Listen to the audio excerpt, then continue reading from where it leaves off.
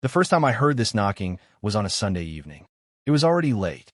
I was sitting on the couch, drinking tea, lazily flipping through channels with the remote. There was some nonsense on all the channels. Talk shows about cheating, action movies from the 2000s. I chose football, even if it was a recording. On the screen, a commentator was excitedly talking about some historic victory. And I was watching and thinking that I was spending my free time completely pointlessly.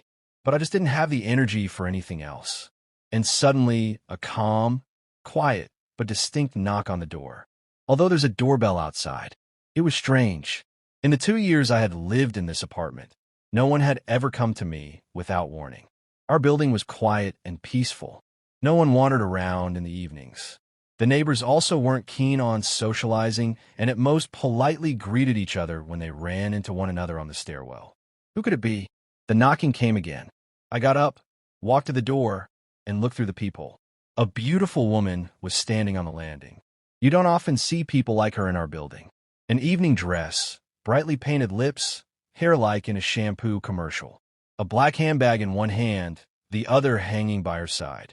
The woman was standing still, but smiling widely, as if she were posing for a camera. I asked through the door, "Who's there? Who are you looking for?" No reaction. The woman continued to stare without blinking. I had a strange feeling that she was looking right at me, as if she could see through the door. It was silly, of course, but that look was so piercing. But the worst thing was the smile, too wide, as if it were pasted on her face. White teeth, bright lips, empty eyes shining like glass. I shuddered. Maybe you have the wrong apartment? Silence. The same smile. No gesture, no sigh, no movement. I was about to open the door to explain to this strange woman that she must have made a mistake, but something stopped me. I don't know what it was. A sixth sense, no doubt. I just thought that I should absolutely not open the door, and I quickly pulled my hand away from the lock. Okay, I'll pretend nothing happened. She'll probably leave soon. I moved away from the door, went back to the TV, and turned up the volume. Half an hour passed. I decided to check, just in case, if that crazy woman was still standing there, staring with her little smile. The thought sent shivers down my spine. I quietly approached the door again and looked through the peephole. The stairwell was empty. I only saw a bag of garbage left by the neighbors and the blinking of a dim light bulb. I immediately felt relieved. I never liked unexpected guests. And here was some creepy woman. Maybe she was just crazy or had too much to drink. Anything can happen. The important thing was that she had left. With that thought, I went to sleep. Fortunately, no one else knocked on the door, and I slept soundly until morning. The next day was a blur. Problems at work piled up one after another, and by evening, I felt like a squeezed lemon. I went to bed early and fell asleep instantly. A knock woke me up in the middle of the night. I woke up and looked at the time. It was 3 in the morning. Well, not the best time for guests. For a minute, I just lay there listening. The knocking came again. Calm, light, even a little delicate, but I still felt anxious. I got up, put on a t-shirt, went to the hallway, walked to the door, and looked through the peephole. On the landing was a boy about 6 or 7, thin, with dark, disheveled hair. He was standing there, looking straight ahead, and then he spoke. "Let me in. I'm afraid of the dark." I didn't immediately realize he was talking to me. I frowned and asked, without opening the door, "Are you lost? What's your name?" He didn't answer.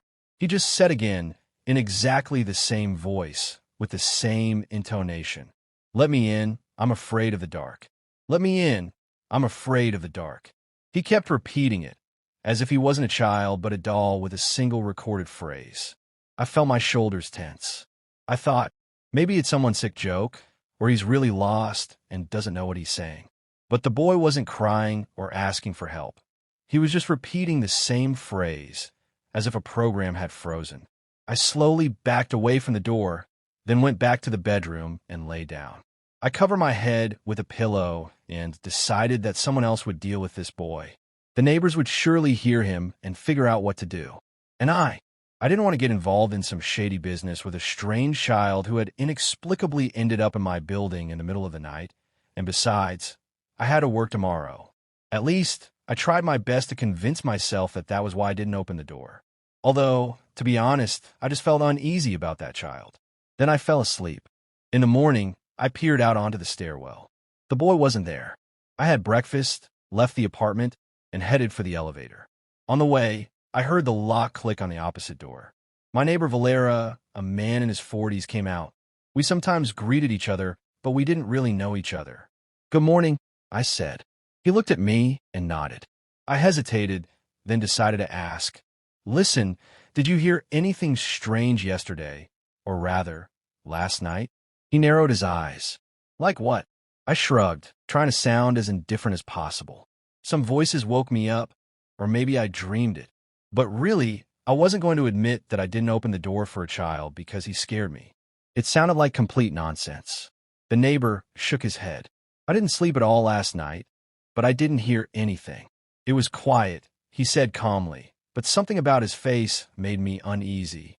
Maybe it was from the lack of sleep, or maybe I was just starting to overthink things.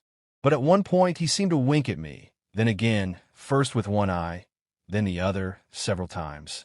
It looked strange, maybe a nervous tic or something, but I had never noticed anything like that before. And during the conversation, my neighbor was constantly cracking his knuckles, an extremely unpleasant sound. "Well, okay," I said. "Maybe I really did dream it. Sorry to bother you." He nodded and didn't say anything else.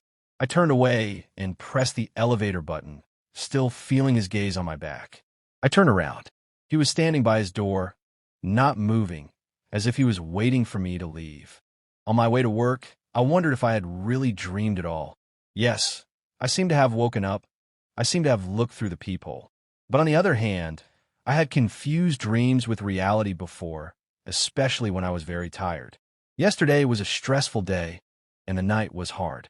Maybe it really was all a dream? That happens. Yes, that's probably what it was. I returned home on autopilot. My head was buzzing. My body ached. I wanted only one thing: to take off my shoes, collapse on the couch, and just not think about anything for a couple of hours. I had just started taking off my jacket when there was a knock on the door. To be honest, my heart didn't sink out of fear. My nerves were just on edge. I turned around, looked at the door, and hesitated for a second. Then I slowly walked up to it and looked through the peephole. On the landing was a man, tall, broad-shouldered, in baggy work clothes with a toolbox. His face was calm, his lips pressed together. When I asked who was there, he spoke, "Water utility, pipe inspection. I need to get into the apartment urgently." I didn't answer right away, just kept looking. He stood and waited. Then he repeated, "Did you hear me? Water utility, pipe inspection. Open the door." I reached for the lock, but then stopped. Everything looked as it should. The work clothes, the toolbox, and the voice. But something wasn't right. First, there had been no announcements about an inspection, and second, they don't go around to apartments at 7 p.m. without warning, without calling ahead, without notices on the building. I remembered the woman in the evening dress, the little boy. Now a plumber. That's too many visitors for 1 week. And what if it's a new scam? I've heard stories like that. They ring, pretend to be someone, convince you to open up, and then they come in, hit you, rob you, and no one saw a thing. Of course, our building is quiet, and I don't have much to steal, but you never know. I kept watching until the plumber knocked on the door again. Then I took out my phone, dialed a number, and said deliberately loudly, "Hello, police. There's a man trying to get into my apartment. He says he's here for a pipe inspection, but I wasn't expecting anyone. Yes, I haven't opened the door. I just in case. Should I give you the address?" While I was explaining the situation, I heard footsteps outside the door. Slow, heavy ones. The plumber, or whoever he really was, left. Half an hour later, the doorbell rang. I walked over and looked through the peephole. A man in a uniform was standing at the threshold, a district police officer. I was about to open the door, but I froze halfway. Well, yes, I called to myself. But how do I know if he's real? A uniform isn't proof. You can pretend to be an astronaut these days. You can buy any uniform for pennies on marketplaces. Even the ID could be fake. I stood there, not moving, then slowly took a step back, as if hoping he would leave, but he didn't. "Open up, it's the district officer." "You called, Alexei Valerievich, right?" I flinched. How did he know my name? "Oh, right." I gave my name to the operator. I exhaled, took off the chain lock, and opened the door a crack. "Sorry," I said. "I'm a little nervous. I didn't want to take any chances. You never know." "I understand," he said in a tone that made it clear he didn't understand at all. "So what happened?" I told him about the suspicious woman, about the plumber, but I didn't mention the child. It felt awkward to admit. "So what do you want from me?" "What do you mean?" "You're the district officer. I thought people came to you with things like this." "Look, there's no one in the building," he interrupted me. "No one did anything to you. No one broke into your apartment. There's no crime. Anyone can stand at your door and knock. It's not against the law. So, have a good day, and try not to bother the police without a reason. You can even get a fine for a false call." He turned and walked to the elevator. I watched him go, then slowly locked all the locks and thought hard about what to do. Maybe it made sense to install cameras, so I could always see who was coming and what was happening in our building. The night passed quietly. I calmed down and almost convinced myself that all my guests were just a coincidence. The next day was again spent on work and worries.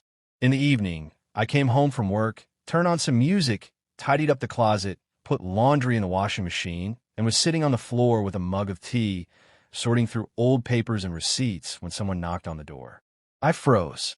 I gripped the mug tighter. My heart sank into my stomach. That damn knocking again. "Who's there?" "Lyosha? Open up, please." I jumped up, ran to the door, and looked through the peephole. My sister was standing outside. Alya and I had a close relationship, although since she got married, we didn't see each other often. But sometimes, out of the blue, I would go to her, and she would welcome me, feed me, and we would chat. Or, on the other hand, she could drop in without warning with a bottle of wine and one of her culinary masterpieces. So I wasn't particularly surprised to see her at my door. The only thing was she looked awful, disheveled, her eyes were wet, and she was looking directly into the peephole as if she had buried someone. Maybe she had a fight with her husband. I thought as I opened the door. Alya practically fell onto my shoulder as soon as the door opened. "I am scared, Yosha. I am afraid. Can I stay with you, please?" "Of course, come in." "What happened?" Alya came in quickly, as if someone was chasing her. "You have no idea what's happening," she began, walking into the kitchen. "I have no idea what to do." And then she fell silent. The sentence broke off, as if someone had cut the sound. "Alya," I said, walking into the kitchen after her, but it was empty. Alya had disappeared. Out of the corner of my eye, I saw the bathroom door move. I thought she had turned there on her way, but there was no one in the bathroom either. I didn't understand anything. There was nowhere to hide in my small apartment. She couldn't have just disappeared. I called out, "OL, where are you?" There was no answer. I went back to the kitchen and heard one of the chairs scrape slightly against the floor. Strange.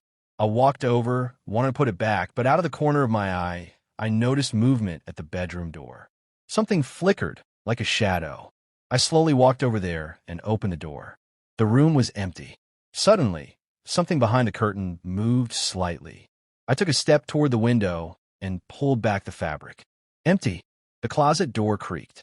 I walked over and yanked it open. Nothing, just shirts trembling on their hangers as if they had just been touched. Or maybe I just opened the door too fast. I went through all the rooms, even out onto the balcony. Nothing. No trace of Alya, as if my sister hadn't come at all. I took out my phone and called. "The subscriber is temporarily unavailable. Please call back later." I sat in the kitchen, staring blankly into space. I listened to the ringing in my ears. How could someone disappear from an apartment in 10 seconds? I hadn't gone crazy. I had seen Alya in my apartment, and that's when I was truly scared for the first time. I spent the entire night in the kitchen, clinging to my phone. I went through all the options in my head, each one more ridiculous than the last. What if she had left while I was distracted, but she would have had to pass me? There's no way she wouldn't have. She couldn't have evaporated. Maybe it really was some kind of hallucination from overwork stress. I called Alya every 10 minutes. The answer was always the same. "The subscriber is unavailable." I called her husband. He didn't answer. I was about to rush over to her place, but then I thought, what if I'm the one with the problem? Plus, I was afraid to go out into the building. It was even uncomfortable to go near the door. It always seemed like if I opened it, I would see, well, someone or something there. I suffered like that until morning. At some point, I dozed off right there in the chair and was startled by a sudden sound. My phone was ringing, and the screen said Alia. I held the phone to my ear as if I expected them to tell me that it had all been someone's idiotic joke. Lyosha, what's wrong? My sister's voice sounded hoarse, as if she had just woken up. I see 30 missed calls. You're scaring me. Are you okay? I asked, not answering her question. Yeah, I think so. We just went to the movies with Sveka yesterday. Max is on a business trip. My phone died. As soon as I got home, I put it on the charger and fell right asleep. I just turned it on and saw this panic. What happened? Why did you call so many times? Did you come over to my place yesterday? No, Lyosha, I told you movies home sleep. We got back around 10. I didn't go to your place. I swear. I was silent. Hello, are you there, Lyosha? Sorry, I managed to say. I must have been mistaken. Everything's fine. Are you sure? You scared me to death. Yeah, it's fine. I am sorry. Okay, well, if you need anything, call. Don't scare me like that again. Okay, talk to you later. I hung up the phone and sat there for a long time, staring at the turned-off screen. If it wasn't Alia, then who was it? A cold feeling ran through me. I stood up, walked around the apartment, opened the closet, looked under the bed. It sounds silly, but I needed to be sure I was alone. Then I went to the hallway and looked through the peephole at the stairwell. Empty. The decision came quickly and suddenly. I went back to the room, took out my laptop, and opened the website for an electronics store. Enough, I've had enough. I ordered a set of cameras. I decided to put one outside above the front door and the second in the bedroom. You never know. Maybe I really do walk or talk in my sleep. Maybe I'm mistaking dreams for reality. No paranoia, just observation. I want to know what's happening in my house, what's happening to me. And besides, if someone really is coming to me, I'll have proof that I can show the police later. The cameras were delivered in the evening, and I had no trouble installing and connecting everything, since I had similar experience at work. The night was quiet. Finally, no one was knocking or coming. I went to bed around 11 and fell asleep almost immediately, as if my body had finally been given permission to shut down. The sleep was heavy, viscous, and dark. I woke up to a bright light hitting my face. The sun was already high. I looked at the clock. 9:42. Damn, I overslept. I jumped up as if I had been stung, and 3 minutes later, I was flying out of the apartment without breakfast, without coffee, with my shirt buttoned crookedly. I checked later, the alarm had gone off. I just hadn't heard it. I was sleeping too soundly. The whole day passed in a haze. My head felt like it was in a vice. My thoughts clung to each other, slid, and fell apart. Colleagues asked me things, and I answered inappropriately. By lunchtime, some impulses and desires appeared that seemed to rise from the bottom of my consciousness, cold and alien. At one point, I caught myself imagining what raw meat tasted like. Then I looked at the colleague who was sitting at the next table and felt like I wanted to squeeze her, as if in a vice, so that her bones would crack, turning to dust so that she would dissolve and I would take her place. What kind of nonsense is that? I shook my head and tried to focus on work, but my brain seemed to have switched to another track, living on its own. By evening, I was exhausted, and I returned home, barely dragging my feet to the apartment. The first thing I did was pour some water, sit at the table, and try to figure out what was wrong with me. I had slept normally. So why did I feel like I'd been hit on the head all night? And what were those strange thoughts? And maybe I wasn't sleeping at all. The thought of the cameras flashed in my mind. I had set up the cameras yesterday evening. They must have been recording all night. I opened my laptop, went into the app, opened a recording from the outdoor camera, and started to fast forward.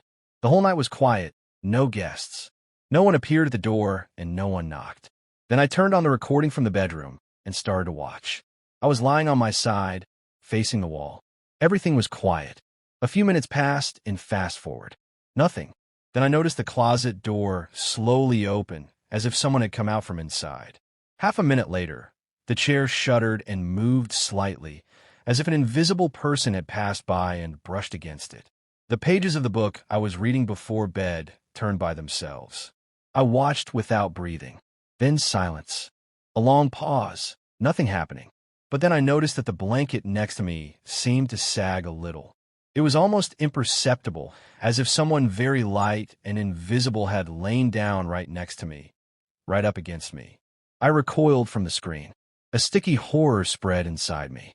A few seconds passed, and on the recording, I stirred and slowly sat up in bed, then stood up hesitantly. The movements were unnatural, jerky, as if a puppet was being raised by strings. I looked closer.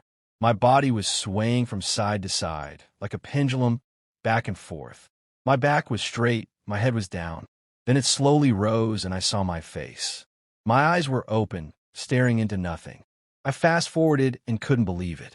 I stood like that for almost an hour, just swaying, standing in one place, staring at a single point.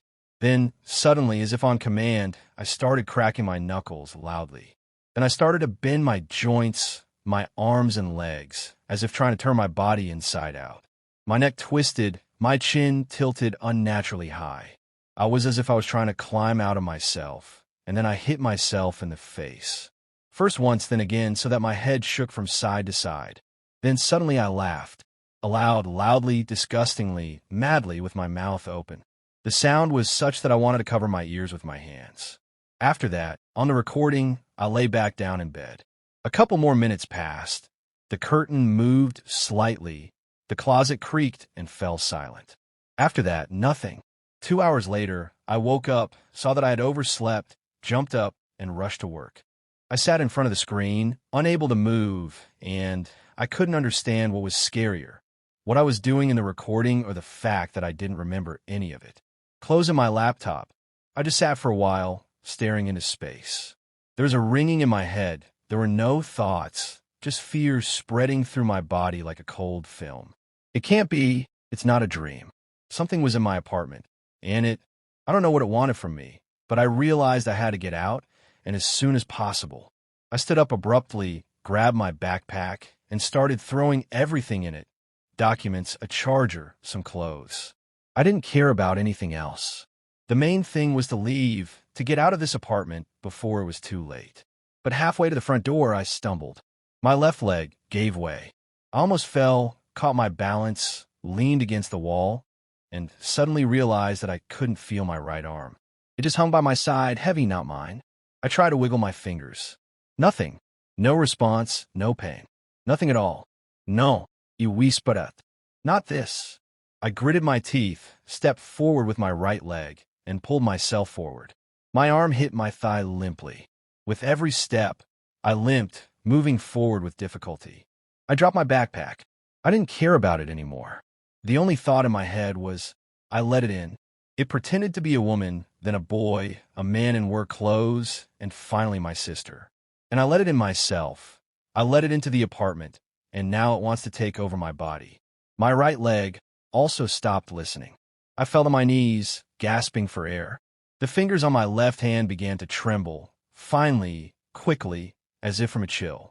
Tears rolled down my cheeks from the tension and despair. I reached the hallway, pulled myself up, and somehow stood on my wobbly legs.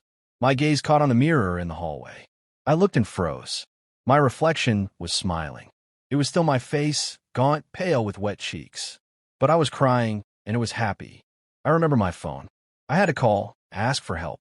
But as soon as I, gathering my last strength, reached for the phone, my left hand shot up and grabbed my right hand against my will, and then began to break it, twisting my fingers. There was a crunch. The hand exploded in terrible pain. I whimpered and pressed it to myself.